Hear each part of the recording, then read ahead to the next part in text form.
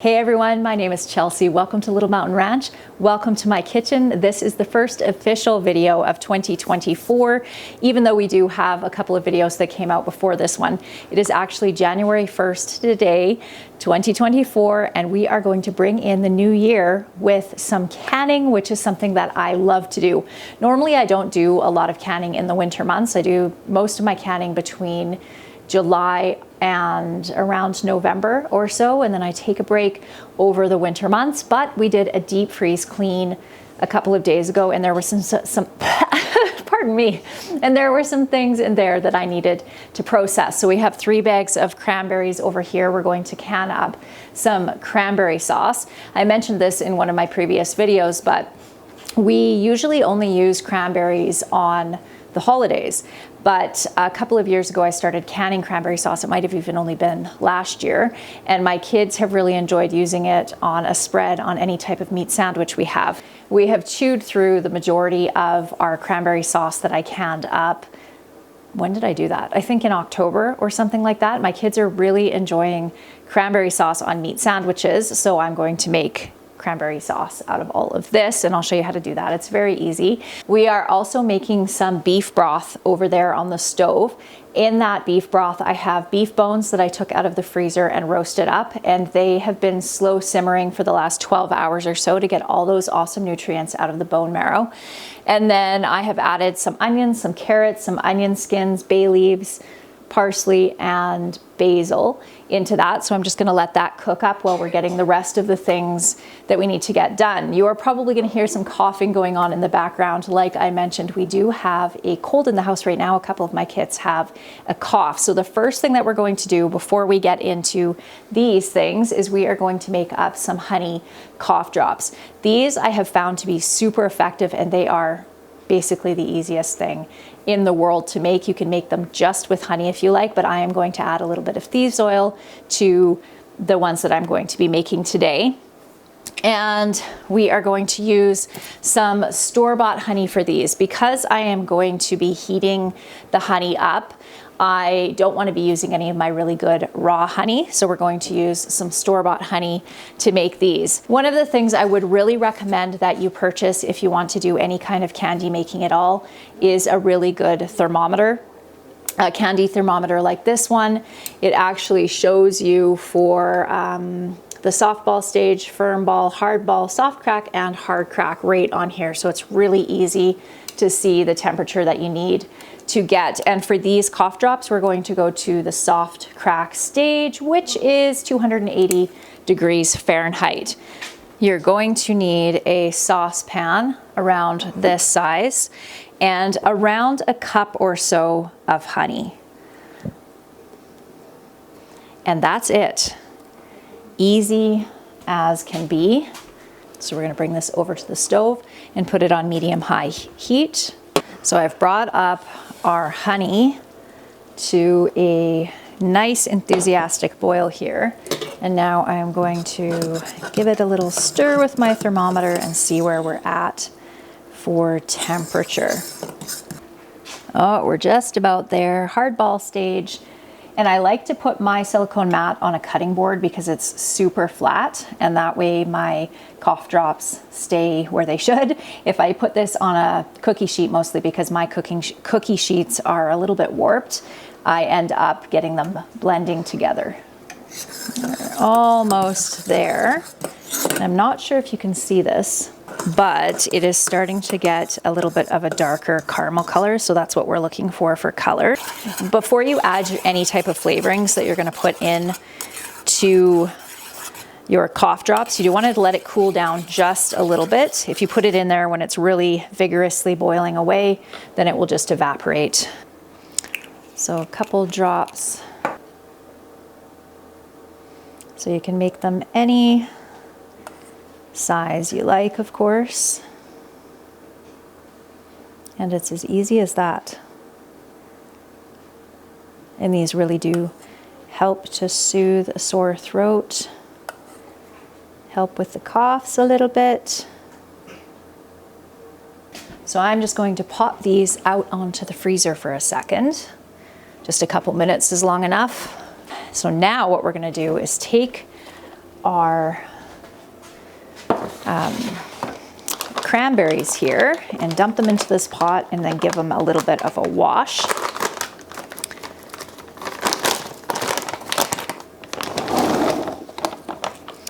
I've been thinking a lot over this last couple of weeks about Little Mountain Ranch and what it is that I really feel like it stands for.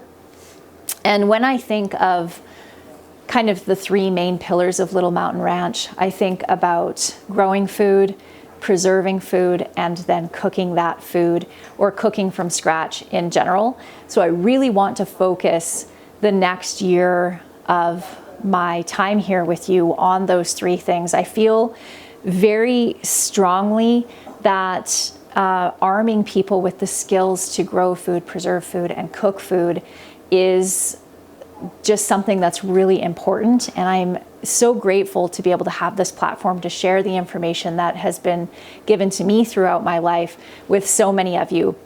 I've talked about this before, but my mom was so good at teaching skills when we were kids, and she taught us about growing food. She always had a garden, about preserving food. She always canned, and cooking from scratch was just something that I grew up with, and I didn't realize the blessing of that until I became a mom myself and realized how many people just don't have those skills anymore, even in my generation.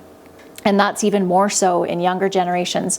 Knowing how to grow food and preserve food are two really awesome skills too, but not everybody has the opportunity to do those things. I think preserving food, most of us can do because we can preserve food that we buy from the grocery store just as easily as we can food that we grow. But not everybody has space for a garden or even the inclination to do that. But learning how to cook from scratch, my friends, is such a good life skill to have, especially these days when food is so incredibly expensive. So it's a lot less expensive to cook from scratch than it is to buy food. And plus, usually you can cook from scratch with much higher quality ingredients than you're going to get with prepackaged food from the grocery store. So there's so many more health benefits as well. So I'm really excited about sort of focusing a little bit more deliberately on teaching those skills. And the way that I do is not so much a classroom kind of style, but it's just bringing you into my kitchen, into my garden, into my pantry, and showing you what I'm doing in my day-to-day life. And I can hear the cranberries popping back there, so we better add some liquid to those. So all I need to do here is, and I just realized I forgot to wash these, so I'm just gonna give these a quick wash first. But then we'll add around a cup of water to the bottom of this just so it doesn't scald. So let's give these a quick rinse off. You can see a few little leaves in there. And then add that cup of water to the bottom of it. I'm going to bring those up to a little bit of a simmer until they start to soften. And then I am going to add some organic cane sugar to them, a little bit of lemon juice, and I think I might add a little bit of cinnamon as well, or maybe some orange. I don't know. I'll figure that out when we get to that point. A couple of people were asking about these wooden tools that I use. So this is called a spurtle. And I got the majority of the wooden utensils that you see over there as a gift from one of you. And then I ordered a few of them from Ballerina Farms down in Utah. She makes really good quality stuff. So yeah, these are a fantastic tool. And one of the reasons that I moved from using metal utensils into wooden utensils actually has to do with YouTube, because when I'm stirring with metal utensils, especially with lapel mics like this, it can be very grating on the ears.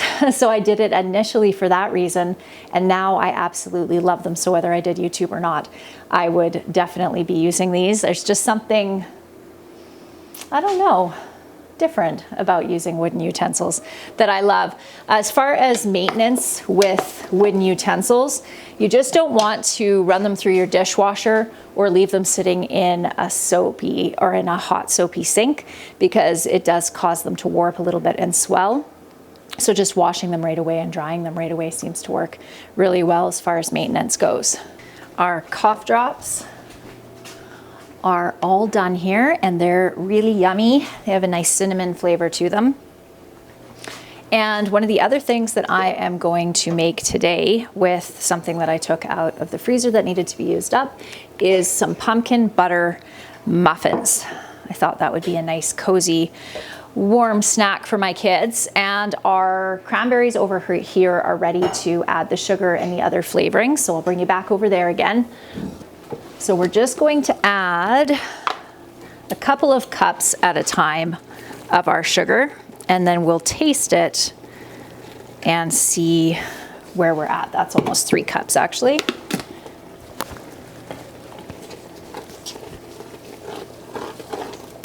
So we like our cranberry sauce with a few whole cranberries in it, but mostly smooth. So we'll let this cook down until all the cranberries are softened. And I'm going to wait and add some lemon juice to this towards the end because I don't want it all to boil away. I think this might need just a touch more sugar. And that should be perfect. I really like orange in my cranberry sauce, but I don't have any oranges or orange oil at the moment. So we'll just put a bit of lemon in there. This is just about finished. And this, we'll give this a try too and see where we're at here. That most definitely needs some salt. So we're gonna add some of our Redmond real salt. I just started using Redmond salt in the last couple of weeks and it is delicious. Do you want another cough drop, honey? Just going to get this cleaned up here and get ready to jar up our cranberry sauce. And I'm going to be using pint jars for this. So I'm going to use my steam canner to can the cranberry sauce, which is just about ready. And I'm just going to grab my masher and give these a little bit of a mash. Be careful doing this because this is really hot. Just going to add a little bit of lemon juice to this. And we're going to fill this up to around 3/4 of an inch from the top.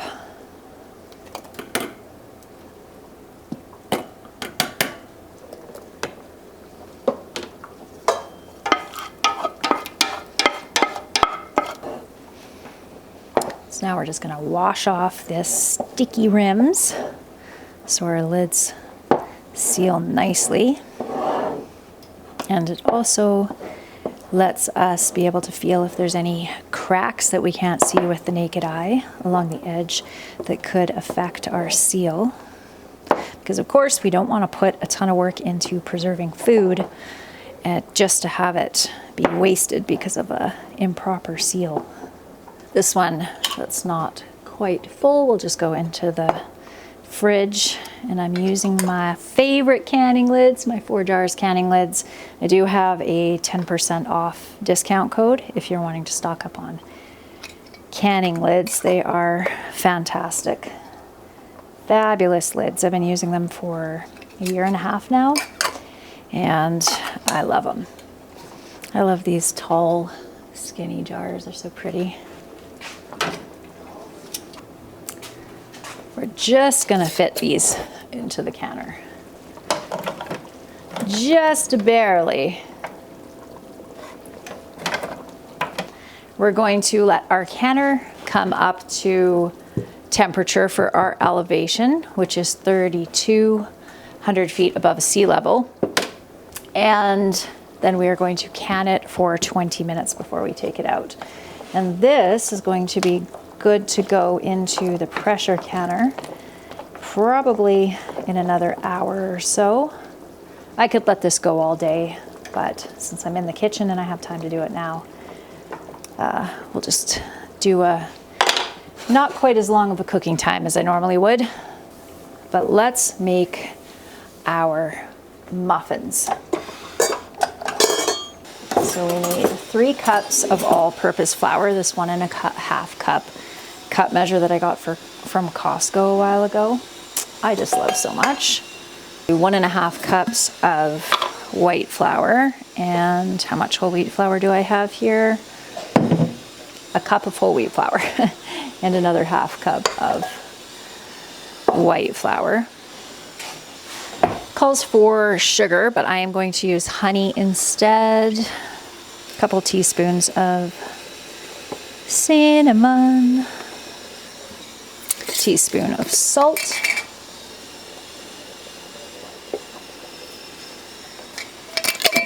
give that a little mix. I'm going to do a cup of honey, 2 eggs, 1 cup of oil, 1.5 cups of milk, a cup of pumpkin butter,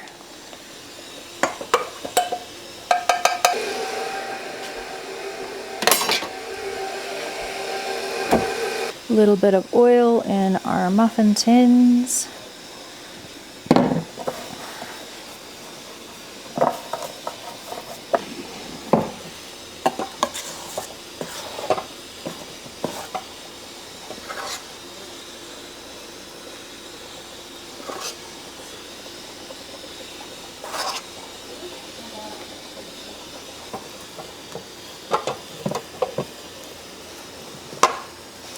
The perfect amount to fill 2 trays.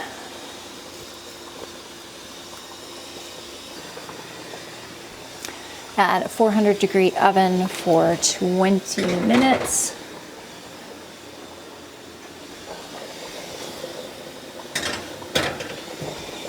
And while those are cooking, we'll jar up our beef stock and try to get ahead of this mess we have going on here.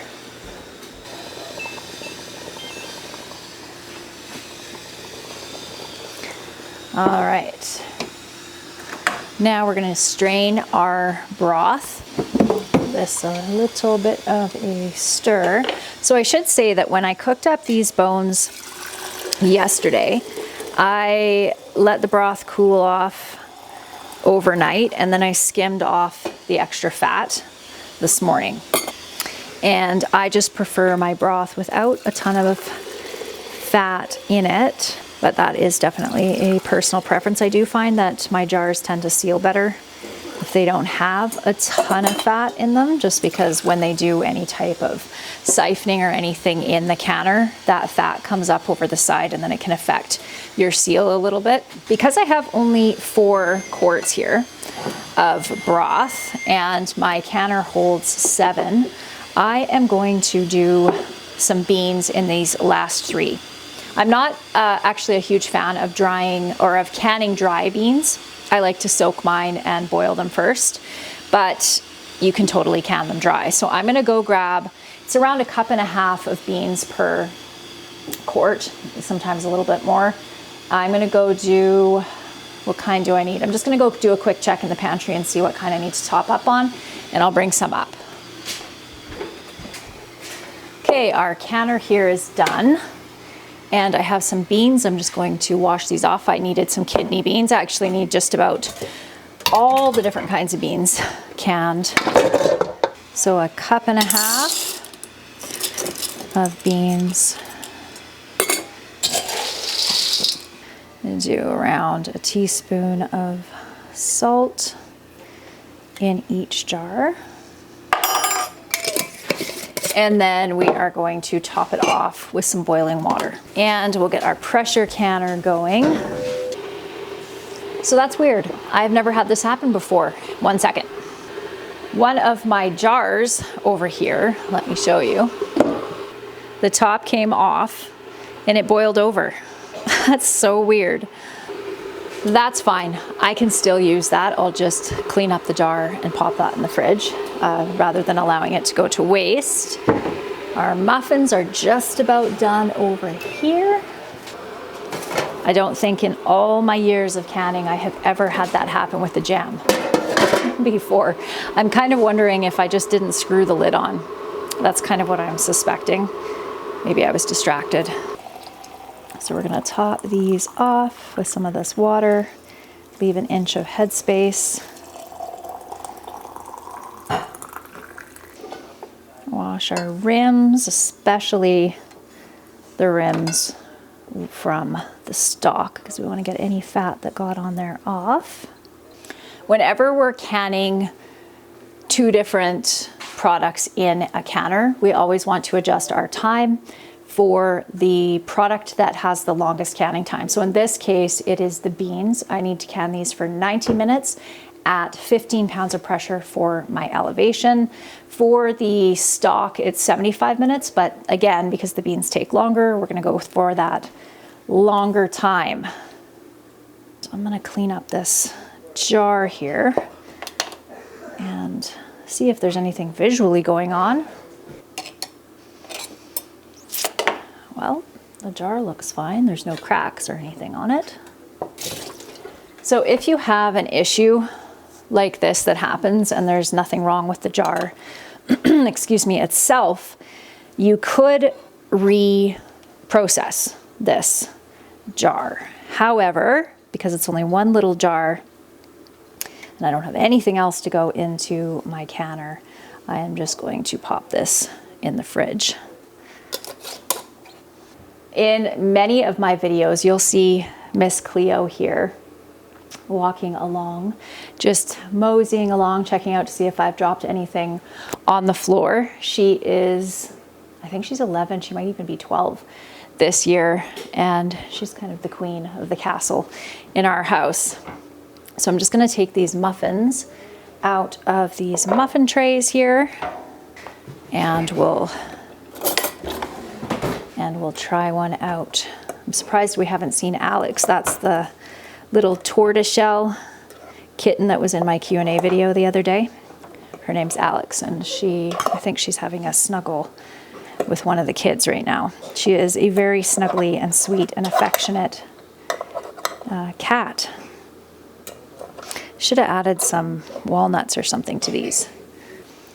Look at this mess in my kitchen. I haven't had a multi-project kitchen mess in my kitchen for a couple months since I stopped canning. Let's give one of these a try, shall we? These are really good, but definitely I would add walnuts to them next time, because they need a little bit more kind of meatiness, a little bit more flavor. But for just kind of a base muffin, this is really tasty. Actually, some oatmeal in these would be really good too. It is time now to clean up this mess. And I'll wait before I end this video. I'll show you what all the stuff in the canner looks like when it comes out of the canner, and maybe we'll take a quick run out and see how Dan's doing on the skirt of the cabin. On the old cabin, he actually decided to rebuild the deck, so I'll show you that too. Our canner's just cooling down. It's almost cool enough to open up, so we're gonna go outside and check out what Dan's doing, and then we'll come back in here and see how everything's looking in the canner. Still no snow and still warm. Hey, that looks fantastic, Dan. Very, very time consuming. I can imagine. It looks very time consuming, but it looks really good.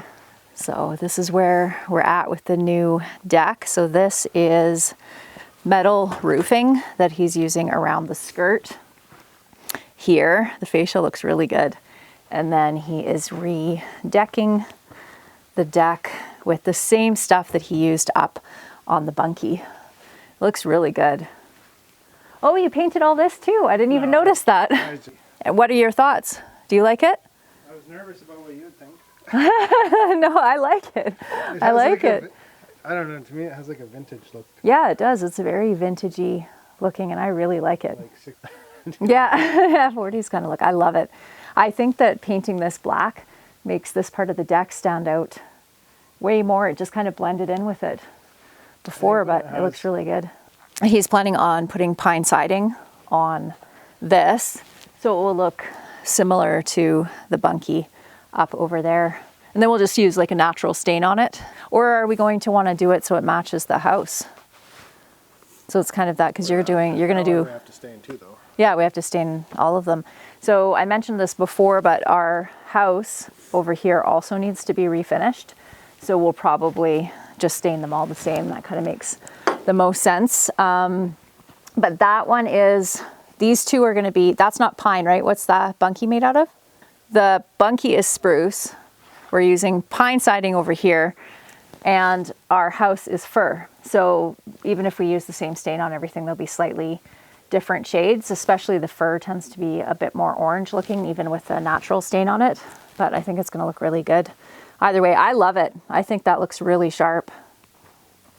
Looks pretty good, doesn't it? I'm excited.